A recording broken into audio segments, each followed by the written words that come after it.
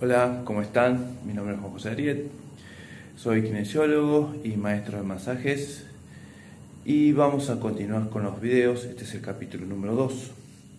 En este capítulo vamos a continuar con el tema de la energía y bueno, en el primer capítulo lo que vimos era cómo era la energía dentro del cuerpo, cómo se formaba, cómo había, digamos, hechos científicos que lo, digamos, corroboraban. Y en este caso tenemos que ver cómo esa energía, digamos, eh, se interrumpe, o sea, genera un desequilibrio. Em, Esa energía se interrumpe por diferentes situaciones. O sea, la energía es un flujo continuo, que en algunos casos el flujo continuo lo toman como si fuera una rueda, un círculo, un infinito, lemniscata. Eh, Hay diferentes maneras de ver esa circulación energética. En medicina china tienen los meridianos, en la Ayurveda los nadis, pero seguimos siendo como corrientes energéticas adentro de tu cuerpo que tienen un ir y venir, que en ese ir y venir ayudan a que todas las estructuras del cuerpo trabajen al unísono, o sea, en coordinación y en sinergia para, digamos, hacer que todos los movimientos y todo lo que trabaja en el cuerpo sea fluido. Bien, ¿cómo pasa esto de los famosos bloqueos energéticos? Según la medicina china, toda enfermedad comienza por un bloqueo de ki. O sea, hagamos que tengamos una rueda, ¿sí? Y en esa rueda energética ocurre un palo. Ese palo me va a trabar la rueda y entonces ahí me va a generar que la rueda ruede más lento, no que se frene, rueda más lento. Entonces, al rodar más lento, el cuerpo se va a empezar a desgastar. ¿Qué pasa a nivel fisiológico en ese bloqueo? En ese bloqueo, cuando hay un bloqueo energético, esa zona se vuelve densa. Al volverse densa, el electromagnetismo que pasa por ahí pasa mucho más lento, más pesado, porque, como dijimos, el electromagnetismo necesita conductibilidad, o sea, necesita agua o necesita que los tejidos estén bien distensos para que el electromagnetismo pase de manera fluida. Si yo tengo una densidad, ¿sí?, de fluidos pesados, el electromagnetismo pasa lento. Al pasar lento va a hacer que esa zona empiece a trabajar mal, a desgastarse, y las zonas que están al lado van a empezar a trabajar mal, porque esa zona es el comienzo de una irrupción energética. ¿Qué pasa a nivel fisiológico? Esa densidad se traduce en acidez. El cuerpo necesita tener un equilibrio llamado pH, potencial de hidrógeno. El famoso pH que está hoy muy de moda en lo que es la piel, lo que es el pelo, con los diferentes productos cosméticos, lo necesitamos para que el cuerpo trabaje de manera ordenada. O sea, estamos hablando que el electromagnetismo necesita un orden. Una de las maneras de la ciencia de medir ese orden es a nivel del pH. El pH tiene que estar a 7.3, por debajo de 7.3 es acidez, por encima es alcalinidad, es alcalino. Está totalmente demostrado que todas las patologías y enfermedades, la zona donde hay esa patología, esa enfermedad, hasta un tumor, cáncer, hay un exceso de acidez, o sea, densidad. Al haber densidad, el electromagnetismo no pasa bien, se acumula y yo como que encuentro un tope, entonces no circula. Bien, al principio cuando se encuentra ese bloqueo energético, el cuerpo manda a sus obreros para que esa situación se destrabe. Muchas veces nosotros nos ocurre que tenemos bloqueos por ciertas circunstancias y nuestros obreros internos destraban esa situación y la energía constantemente fluye. Pero si la situación es grave, como un accidente o un desgaste importante, el bloqueo se va a continuar. Entonces nuestros obreros no van a poder destrabar esa situación y va a quedar esa situación. Según la medicina china, cuando ocurre ese momento, el yin y el yang están como tratando de equilibrar esa situación, y eso ocurre cuando hay un dolor agudo. Los receptores nerviosos de dolor lo que perciben es la acidez. Cuando hay un exceso de acidez, el receptor de dolor, que es como una alarma, suena al dolor, dolor, dolor. Entonces, cuando hay un proceso agudo, hay mucha acidez, ¿sí?, por la densidad. Y además, cuando hay un desgaste y hay un golpe, un accidente, las partículas liberan, las células liberan partículas inflamatorias, que la partícula inflamatoria es muy ácida. Entonces, acidez, densidad, bloqueo de ki, y genera toda esa situación que el cuerpo tiene que resolver para que la rueda pueda seguir circulando. Al no poder resolver con el tiempo, esa acidez toma, lugar, presencia, y el dolor no es un dolor agudo, es un dolor que me duele, pero si yo lo toco o muevo la situación, ¡ay!, salta el dolor. Se convierte en un dolor crónico. ¿Qué pasa en ese dolor crónico? Esa densidad, esa acidez va a generar que la circulación de la zona sea menor. Entonces los tejidos de esa zona van a tener menos oxigenación. Al tener menos oxigenación, los receptores nerviosos, los nervios periféricos que están inervando esa zona, van a tener menos oxígeno. Al tener menos oxígeno, dolor. O sea, el nervio tiene que estar siempre bien oxigenado, bien nutrido, porque si no, la alarma del nervio es dolor, ¿sí? Entonces tenemos los dos casos, la situación aguda, ¿sí?, el momento al principio, o sea, el desgaste que la gota que rebasó el vaso, y si no, el accidente, el golpe, que va a generar que ese bloqueo me va a hacer ese dolor agudo. Pasa el tiempo, el cuerpo, los obreros del cuerpo tratan de resolver esa situación, no pueden resolver esa situación porque hay un estímulo que mantiene constantemente ese bloqueo ahí. Entonces, al estar ese bloqueo, se va a convertir en crónico. Y el crónico es una situación como que el cuerpo necesita más reposo para resolverlo. O sea, no es que no lo termina de resolver, sí lo resuelve, pero a la vez nos tira alarmas, no solamente alarmas de dolor de la zona, sino nos va dando detalles, por decir, en algunos casos en la medicina china, cuando uno tiene cierto sabor en la boca, significa que hay tal meridiano o tal elemento, como los 5 elementos, fuego, metal, agua, tierra y madera, que hay alguno de esos elementos que está muy bajo. Es porque hay un bloqueo. O tenemos sueños. O tenemos la sensación de que tal cosa. Pero ¿qué pasa cuando uno tiene un dolor? Acude a un profesional.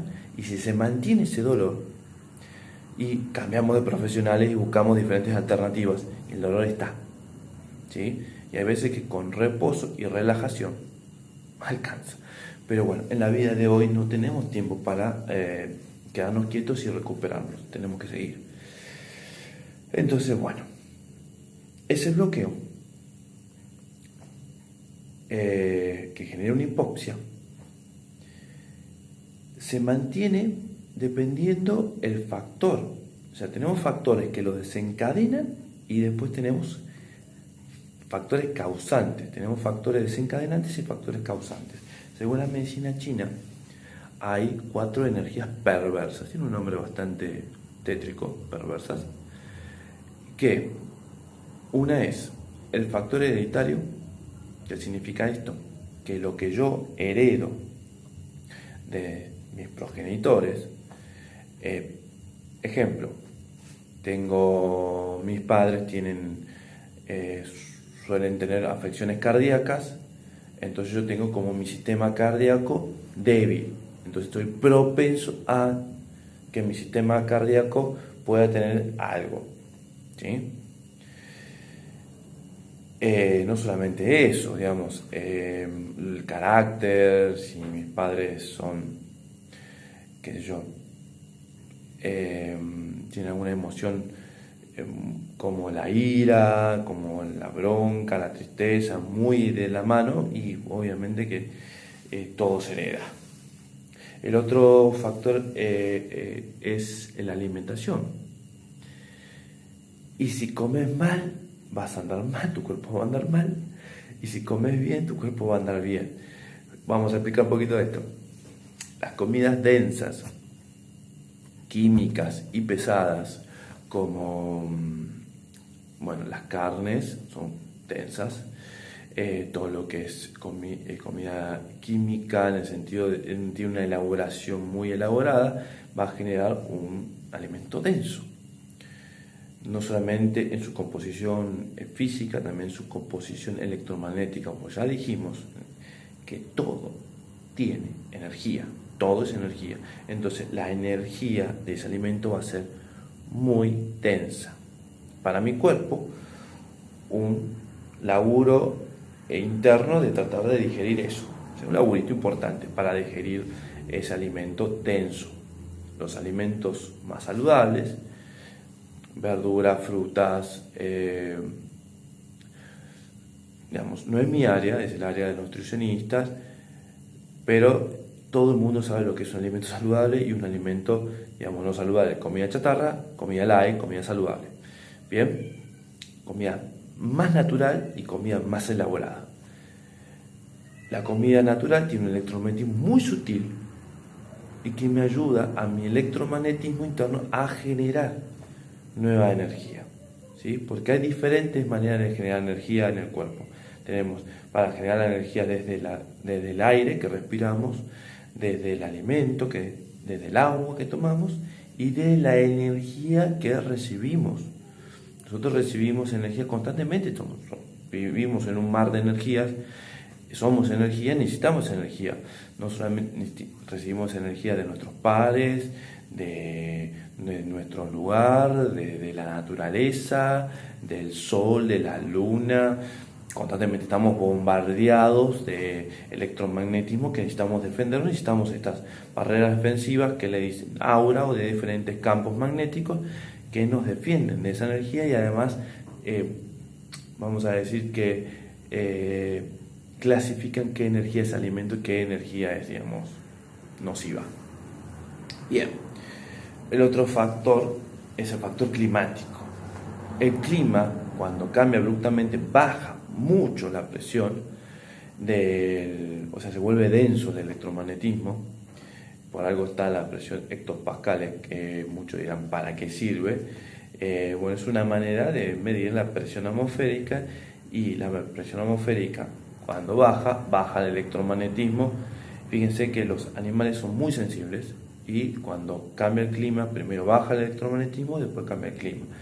Y los animales enseguida lo presienten y bueno, cuanto más grave es, más se van a poner locos los pobres. ¿Y qué pasa con las señoras que parece que tuvieron un servicio meteorológico en las rodillas o en los codos? O dice, no, ya me está doliendo la cadera derecha y ya va a llover. Llueve. Me está doliendo el juanete del lado izquierdo, va a nevar. Nieva. ¿Qué pasa? No es que la humedad nos penetre los huesos, como suelen decir los viejos, pues esa es la sensación que se nos da, como que el frío nos penetra los huesos, la humedad, que el frío de humedad es peor que el frío seco. El tema es que el electromagnetismo, cuando hay humedad, se vuelve muy denso Y al ser muy denso, nuestro electromagnetismo está peleando contra ese electromagnetismo denso, y por eso es que nos cuesta tanto calentar el cuerpo, nos cuesta tanto andar cuando hay humedad, cuando hay viento. Viento es uno de los que más baja el electromagnetismo. Cuando hay mucho viento, acá en mi ciudad hay mucho viento, nuestro electromagnetismo baja el electromagnetismo, y nosotros tenemos que pelear contra ese electromagnetismo. Entonces los días soleados nos dan ganas de hacer, o sea, un día lindo, hermoso, o sea, no el sol extremo, pero un día soleado, digamos, soportable, nos dan ganas de hacer todo. Un día horrible, lluvia, viento, no sé, y ni hablar de las situaciones caóticas, tormentas, lluvias, ¿sí? Baja muchísimo. Entonces nuestro electromagnetismo está peleando. ¿Qué pasa en los huesos? El hueso es la estructura más densa que tenemos en el cuerpo humano. Corre un electromagnetismo por ahí de manera lenta y continua y firme.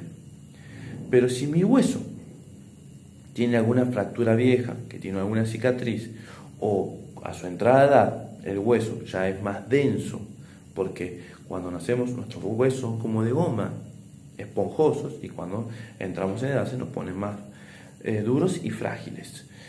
¿Qué pasa ahí? El hueso, como que el electromagnetismo adentro del hueso se acumula, y cuando se acumula, ¿qué produce? Dolor. ¿Sí? Se produce un bloqueo en esa zona. Entonces por eso que las señoras o los señores pueden decir, por tal dolor en tal parte del cuerpo, va a ocurrir tal cosa con el clima. Pero esos tres, la alimentación, el factor hereditario y el clima, son desencadenantes, no son causales. La mayor causa de que el electromagnetismo baje y que también que suba son las emociones. Las emociones negativas son las que hacen que el electromagnetismo baje, y baje muchísimo. Hay muchísimos estudios respecto a esto. La verdad está bueno que la ciencia empiece a buscarle la vuelta, porque yo digo que estamos como los cavernícolas con el fuego con respecto a las energías y las emociones. Los cavernícolas en su momento, ¿qué hacían? Prendían fuego y creían que había un Dios que los guiaba y que los ayudaba a prender fuego. Hoy por hoy sabemos a ciencia exacta cómo se crea el fuego. Yo espero que de acá a unos, no sé, cientos de años, sepamos exactamente qué es la energía del cuerpo, cómo las emociones negativas a nivel fisiológico, físico y mecánico y electromagnetismo generan que la emoción negativa, ¡pum!, te baja el electromagnetismo y es instantáneo. ¿A quién no le pasó que andaba feliz arrancó un día hermoso, sí, qué bien que estoy, y viene la persona esa que me desagrada y me dijo, me cagó el día? Bueno, una emoción negativa, mi electromagnetismo, chao. Está comprobado que el ADN, lo más chiquito que tenemos en el cuerpo, reacciona ante las emociones. El ADN tiene esa forma de hélice y reacciona ante las emociones. Cuando hay una emoción positiva, la emoción hace que se relaje, se extienda ese ADN, ¿sí? Y como que esté más relajado. Cuando hay una emoción negativa, dependiendo del estímulo de la emoción negativa, hace que se contraiga. Y contraerse genera densidad. ¿Bien? Hasta ahora la ciencia lo que ha demostrado, digamos, que hay como dos emociones que generan esta situación, y de ahí salen otras emociones. La emoción positiva, amor, y la emoción negativa, miedo. ¿Sí? De esas dos parten el resto de las emociones. Emoción negativa, ambición, ego, ira, bronca. Ahí hay una chorrera de emociones negativas. amor, gratitud, amistad, benevolencia, ¿sí? Paz. Esas emociones, ¿sí? Y acá hay un gran detalle. Hay personas que dicen emoción y sentimiento. No es lo mismo. No es lo mismo. Una emoción es algo, vamos a decir, que es muy fluctuante, ¿sí? Que puede cambiar. Un sentimiento está o no está. El amor es un sentimiento. La amistad es un sentimiento, porque es algo firme, ¿sí? Tiene una fluctuación, pero es firme. Y cuando no está, no está. ¿Sí? No hay poco amor, no hay poca amistad. O es o no es. Las emociones, sí, suben, bajan. Pues está súper alegre. O para atrás, estoy triste. Un ejemplo. ¿Quién no vio a alguien, un amigo, un familiar o la madre con su hijo, que ve el hijo que le está rayando toda la pared? ¡Ay, te voy a matar, te voy a matar! Pero te amo. Si no existiera ese amor, ya lo hubiera decapitado el pobre pendejito. Entonces, gracias a los sentimientos, hoy podemos, digamos, soportar las emociones que suben y que bajan. Es como que el sentimiento es lineal y nos mantiene en un equilibrio, y para soportar el ir y venir de emociones que van para arriba, que son el éxtasis, ¿sí? Alegrías muy fuertes, y emociones totalmente negativas, que hay veces que hay gente que no puede salir de ese pozo. Entonces, para cerrar esto, es muy importante tener en cuenta que la energía no es algo mágico, no es incumbencia solamente del Reiki, de la medicina china, y que yo soy científico y no creo en eso. No es así. La energía existe y está comprobado científicamente que es así, y que las emociones la cambian también están comprobadas científicamente. ¿Por qué? Todavía no se sabe, pero ya se va a saber. Muy bien, vamos a dar fin a este segundo capítulo. El próximo capítulo vamos a hablar de cómo los terapeutas podemos llegar a no manipular la energía, porque todavía no tenemos esa capacidad, pero así como a nivel fisiológico, a nivel químico, nuestra energía puede llegar a sanar a una persona. Muy bien, nos vemos la próxima.